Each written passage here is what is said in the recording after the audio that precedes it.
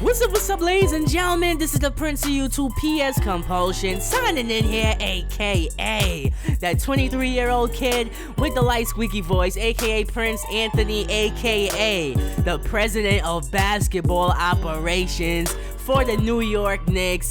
If you guys didn't see the last episode, make sure you guys go and check that out. I am now the president of basketball operations. Bob Sanderson is no longer the team owner. Philip Turner bought the team and he is back as the team owner for the New York Knicks. And last but not least, Andrew Sanderson got what was coming to him after trading away Frank Ntilikina. I got a chance to finally watch Andrew Sanderson beg for his job as I tell him, Andrew, you're fired.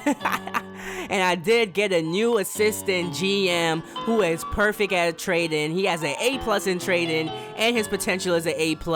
So my man Jordan Davis, welcome to the New York Knicks. But after I got rid of Andrew Sanderson, Philip Turner invited me into his office and he told me, listen, you did the right thing by firing him. I would have did the same thing. You see, this is why you're president of basketball operations, because you know how to get stuff done. And I was like, listen, of course I know how to get stuff done. You could trust in me, bruh. Trust in Prince Anthony. That needs to be a hashtag.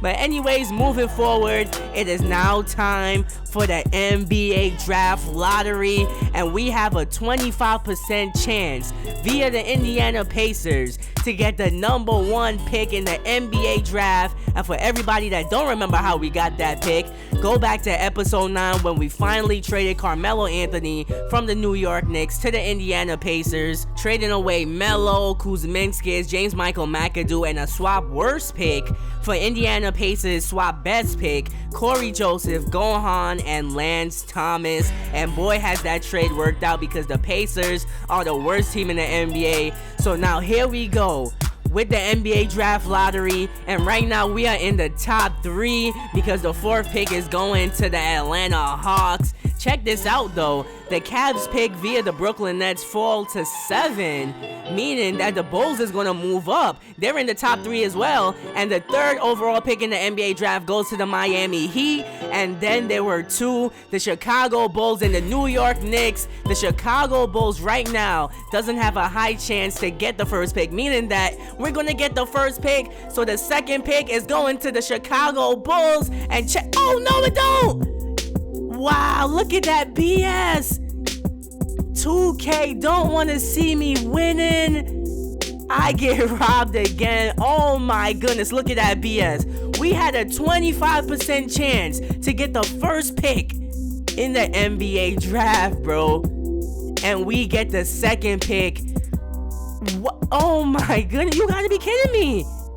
How did the Chicago Bulls get the 1st pick in the draft? They had a 5% chance and we had 25%. That is that BS, bruh. Most definitely, there is no way the Bulls should have the number 1 pick right now. But you guys know me. Although the Bulls got the 1st pick, I have to find a way to get that 1st pick from the Chicago Bulls. So I went to the MyGM trade finder. I highlighted that 1st overall pick by the Bulls and I tried to trade for it, but I kept getting an error message that says no offers were found for the selected item. So the Bulls are playing hard to get. They don't want to give up that pick.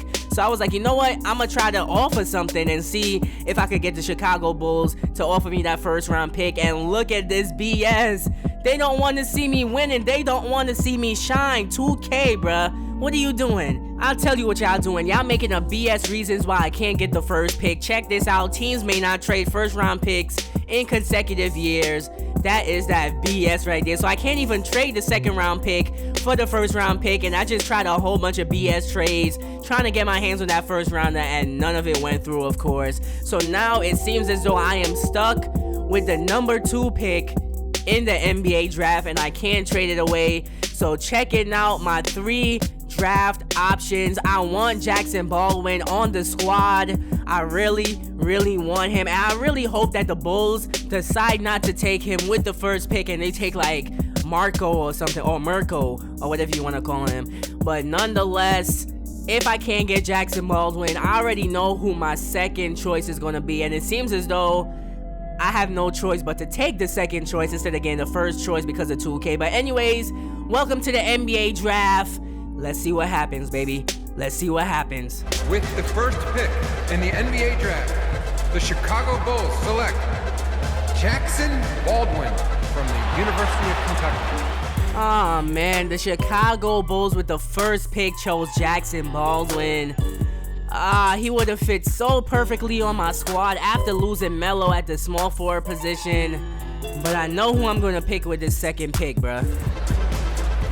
With the second pick in the NBA draft, the New York Knicks select the 20-year-old point guard from UCLA. Welcome to the New York Knicks, Freddie Staples. With the second pick, I ended up going with him over Mirko for specific reasons. I have like a few reasons, but nonetheless, welcome to New York, Freddie Staples. With the third pick in the NBA draft, the Miami Heat select the 19-year-old center from Croatia. So the Miami Heat ended up going with Mirko with the third overall pick in the NBA draft. I was really considering choosing him over Freddie Staples because it said that he was an 85 overall and Freddie Staples was like an 82.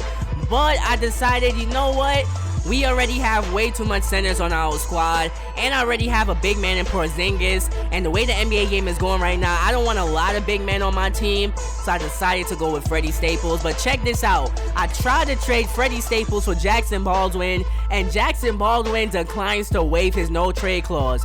First off, he didn't even sign a contract in the NBA yet. The rookie signing period didn't start, so how does he have a no-trade clause? See, that is that BS right there. 2K just don't want me to win. 2K is just against me, bruh. But check this out. The Mygm draft summary. Samuel Lindsay was drafted by the Indiana Pacers. He is a 67 overall shooting guard, while I got the better of their pick and got the second pick in the NBA draft, getting Freddie Staples. So the Bulls go number 1 with Jackson Baldwin, number 2 Freddie Staples, number 3 by the Miami Heat, Mirko. Oh my goodness. But I did sign Freddie Staples to his rookie contract for 2 years, 11 mil. So welcome to the squad. Welcome to the New York Knicks, Freddie Staples. Now moving on to something that's really important is finding out who am I going to re-sign and keep on the New York Knicks from the previous season. So the Mygm pending options, I picked up the options, the team options on Devin Booker and Patrick Beverley contracts, and Corey Joseph had a player ETO option on his contract, meaning that he's going to be back with us next season as well. But check this out. Our free agents heading into free agency are Chris Bosh, Derrick Rose, Gohan, and Chasen Randall. I offered Randall the qualifying offer just to be like a backup point guard. I'm not really going to use him. I might just send him down to the D-League again just so he could develop. But I don't know if I'm actually going to re-sign any of these players, to be honest. I'm not sure what their price is going to be. Chris Bosh might ask for like 20-something million, Derrick Rose as well. I'm thinking of letting Derrick Rose walk and keeping Patrick Beverley, to be honest, because Patrick Beverley is more of a defensive point guard. Although he is 30 years old, he might be better suited for the team than Derrick Rose, and Freddie Staples is going to be in the starting lineup with the rest of the squad. And in terms of contract extensions, almost everybody wants to re-sign with us. Patrick Beverley wants to re-sign Hernan Gomez, Corey Joseph, Kylo Quinn, J.R. Smith, Glenn Robinson, Porzingis. Devin Booker is unsure right now because I just picked up the option on his contract. But of course, I am most definitely 100% going to re-sign Porzingis. It doesn't matter how much money he wants. Like, you are definitely re-signing with the New York Knicks. You're not going nowhere, bruh. If you want that max contract, don't worry, bruh. I got you. So looking at our team roster right now, I'm really thinking of just bringing back our players and try to keep the roster the same way it was, or like a similar roster, but make a few trades here and there to boost like our second unit, because right now we do have like a lot of pieces that I could trade on this squad. So I don't know, comment in the comment section below, tell me who I should trade for in terms of the second unit, to be honest, because our first unit is set, well, almost set, because we don't have a small forward right now, to be honest. We got Freddie Staples in the backcourt with Devin Booker, then we got Willie Hernan Gomez and Porzingis. I want to keep that duo. I mean, trading for a small forward probably would do us justice, but this dude Freddie Staples have been beasting in practice. I just been working out with him and just running some freestyle practices, and this dude is a beast. I gave him a headband because he's bald. I mean, come on, if you bald, you gotta have a headband. But anyways, leave your comments in the comment section below. I'm eager to hear you guys' thoughts and opinions. This is the Prince of YouTube, signing out. The Knicks are looking good, baby.